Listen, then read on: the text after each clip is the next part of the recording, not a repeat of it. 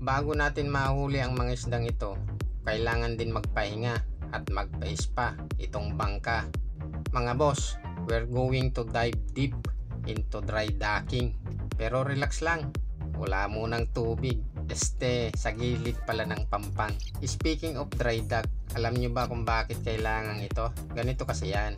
Ang bangka, kailangan din niya kasing alagaan at magpahinga. Parang tayo lang, 'di ba?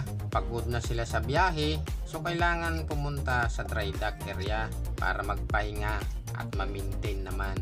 Trivia time. Did you know na during dry docking, ships are lifted out of the water? Parang magic, pero hindi ito magic.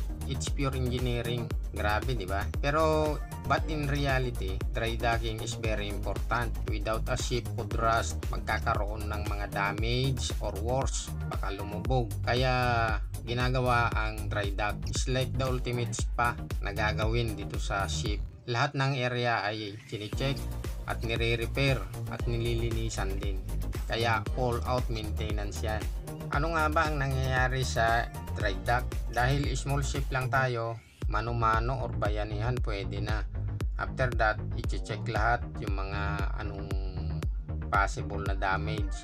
Tapos i-repaint, i-repair yung kung anong sira ng makina para masigurado na seaworthy ulit. So next time na makita nyo na ang barko ay naka-dry dock, tandaan nyo, it's just getting ready for its next adventure.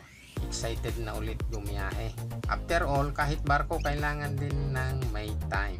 Sila na ang totoong ship. Shout out sa FBNSS, sa Valentin family. Shout out din sa Salvador family. At shout out kay Kabkaban Vines. Shout out din sa ating mga kasamang tripulantes. Mag-ingat tayo lagi.